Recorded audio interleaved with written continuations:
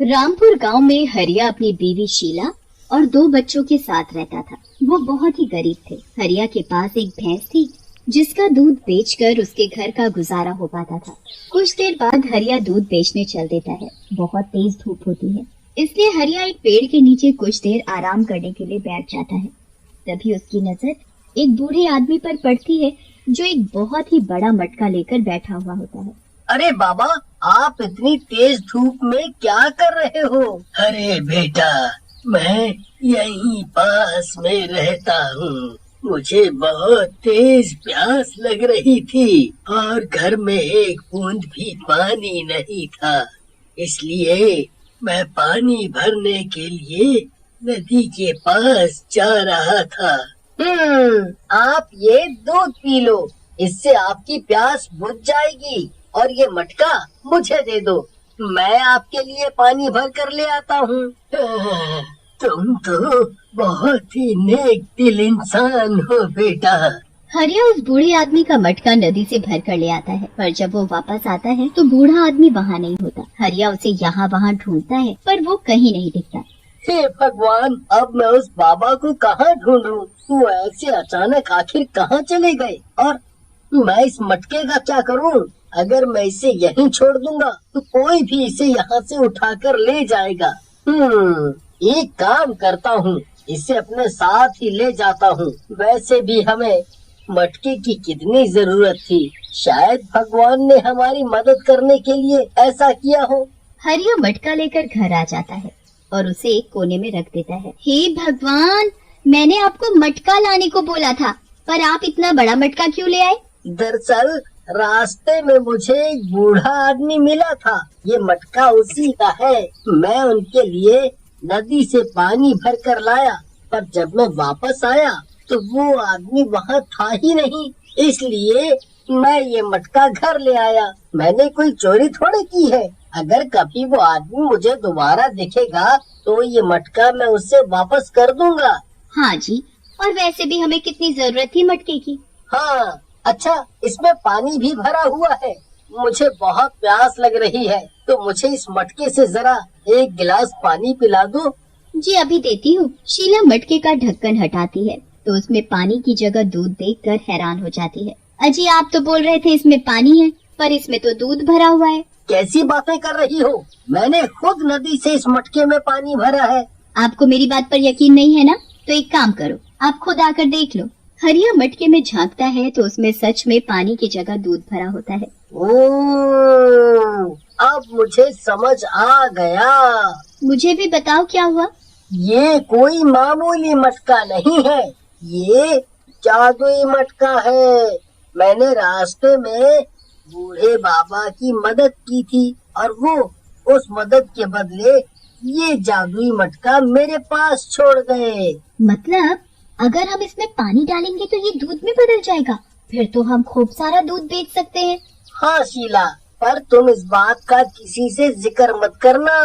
अगले दिन हरिया सोकर उठता है और उस मटके को लेकर नदी के पास जाता है और उसमें पानी भर देता है। पल भर में पानी दूध में बदल जाता है। हरिया उस मटके को घर ले आता है और बहुत सारे दूध के डोल में सारा दूध भरकर गांव में बेचने चल देता है। अरे हरिया, क्या बात है, आज तो एक डोल की जगह इतने सारे दूध के डोल। तुम्हारी भैंस ने ज्यादा दूध देना शुरू कर दिया क्या? बस ऐसा ही समझ लो भैया।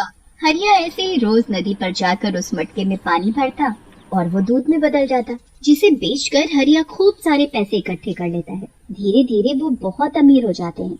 गांव के लोग ये देखकर बड़े हैरान होते हैं कि आखिर हरिया एक भैंस से इतना सारा दूध कैसे निकाल देता है। एक दिन जब हरिया नदी से उस मटके में पानी भर रहा होता है तो उसका दोस्त महेश वहाँ जाता है। अरे भाई, अब तो तुम इतने अमीर हो गए हो, फिर तुम्हें इस मटके की क्या जरूरत? अब तो तुम कोई बढ़िया सा स्टील का बर्तन ले लो। नहीं नहीं नहीं नहीं भाई, यही ठीक है। हरिया पानी भरकर मटका उठा ही रहा होता है, पर महेश के पैर की ठोकर लगने से मटका गिर जाता है। मटके से पानी की जगह दूध बहता देख महेश की आंखें चौड़ी हो जाती हैं। अरे हरिया भाई, तूने तो इसमें पानी भरा था, ये तो दूध बन गया। अब मुझे समझ आ गया कि तू इतना अमीर कैसे हो गया। अब मुझे सच सच बता कि तू ये मटका कहाँ से लाया है। देखो भाई, ये मटका मुझे जहाँ से भी मिला, तुम्हें इससे कोई मतलब नहीं होना चाहिए। तू ज्यादा चालू मत बन, चुपचाप बता दे वरना मैं तेरा ही मटका छीन लूंगा। हरिया डर के मारे महेश को सब बता देता है कि कैसे और कहां से उसे वो जादुई मटका मिला है। महेश लालची नियत के साथ उस रास्ते पर चल देता है और उसी पेड़ के नीचे बैठ जाता है। वहाँ उसको वही बूढ़ा आदमी एक बहुत बड़े मटके के साथ मिलता है। बेटा, मुझे प्यास लगी है, क्या तुम मेरे इस मटके को नदी से भरकर ले आओगे? तूने मुझे क्या उस हरिया की तरह बेवकूफ समझा है? चल चुपचाप ये मटका मुझे दे और निकल यहाँ से। ये कैसे बातें कर रहे हो तुम? क्या तुम्हें एक बूढ़े आदमी पर जरा भी तरस नहीं आ रहा?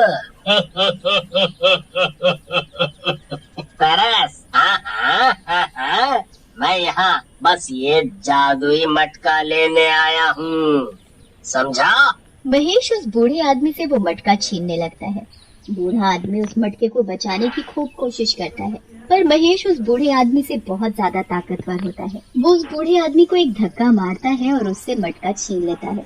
ये तुमने अच्छा नहीं किया। ये एक जादुई मटका है, इसमें तुम जो भी डालोगे वो दुगना हो जाएगा, पर तुम जैसे लालची आदमी का ये मटका कभी भला नहीं करेगा। चुप कर बुड्ढे, चुप कर। महेश वो जादुई मटका लेकर जल्दी से अपने घर आता है और अपनी पत्नी सरिता को आवाज देता है। सरिता, ओ सरिता, देख मैं क्या लाया हूँ। क्यों इतना शोर मचा के रखा हुआ है? अरे भाग्यवान, मैंने तुझे उस जादुई मटके के बारे में बताया था ना। हाँ जी, क्या ये वही मटका है?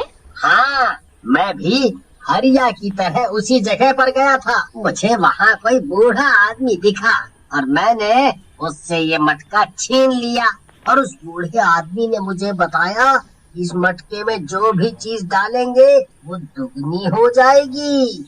अरे वाह, मुझसे तो सबर ही नहीं हो रहा। जल्दी से इसमें कुछ डालकर देखो। हाँ भाग्यवान, सबर रखो, सबर रखो। चलो चलो, अब देर मत करो, जल्दी से देखो कि ये मटका कैसे अपना जादू दिखाता है। हरिया उस मटके में जल्दी से एक सिक्का डालता है और वो पल भर में 2 सिक्कों में बदल जाते हैं। अरे वाह सरिता, ये तो 2 सिक्के हो गए। मतलब उस बूढ़े आदमी ने सच कहा था, मैं तो उस हरिया से भी ज्यादा अमीर हो जाऊंगा। हाँ जी, सही कहा आपने। चलो हम जल्दी से अपने घर का सारा सोना और सारे पैसे लाकर इस मटके में डाल देते हैं। सरिता और हरिया घर के सारे पैसे और सोना ले आते हैं और उस मटके में डाल देते हैं। पल भर में सब कुछ दुगना हो जाता है। ऐसा करते करते वो खूब अमीर हो जाते हैं, पर उनका लालच खत्म होने का नाम ही नहीं ले रहा होता। एक दिन सरिता अपने लिए बहुत ही सुंदर हार खरीद कर लाती है। क्यों ना मैं इस हार को इस मटके में डाल दूं, फिर मेरे पास ऐसे 2 हार हो जाएंगे। सरिता जल्दी से अपना हार उतारती है और उस मटके में डाल देती है। पल भर में मटके में 2 हार हो जाते हैं। मटका बहुत बड़ा होता है, जिस कारण सविता का हाथ उस हार तक नहीं पहुंच पा रहा होता है। वो थोड़ा झुककर उस हार को लेने की कोशिश करती है तो वो खुद उस मटके में गिर जाती है। हे भगवान, ये तुमने क्या किया? महेश अपनी बीवी को बाहर निकालने लगता है, पर वो तो 2 हो चुकी होती है। हे भगवान, मैं तो एक से ही दुखी था, अब 2 बीवियों को कैसे संभालूंगा? महेश को अपनी 2 बीवियों के साथ रहना पड़ता है। दोनों पूरा दिन लड़ती रहती थी। एक दिन तो दोनों जादुई मटके के लिए लड़ने लगती हैं। एक यहाँ से मटका खींचती है तो दूसरी वहाँ से। महेश दोनों को रोकने की बहुत कोशिश करता है, पर दोनों में से कोई भी महेश की एक नहीं सुनती। दोनों पूरा जोर लगाकर मटका खींच रही होती हैं, पर तभी एक के हाथ से मटका छूट जाता है और दूसरी बीवी मटके के साथ दूर जा गिर पड़ती है। मटके के टुकड़े टुकड़े हो चुके होते हैं। मेरे लालच ने क्या कर डाला? पर दूसरी तरफ हरिया अपने परिवार के साथ खुशी खुशी रह रहा है।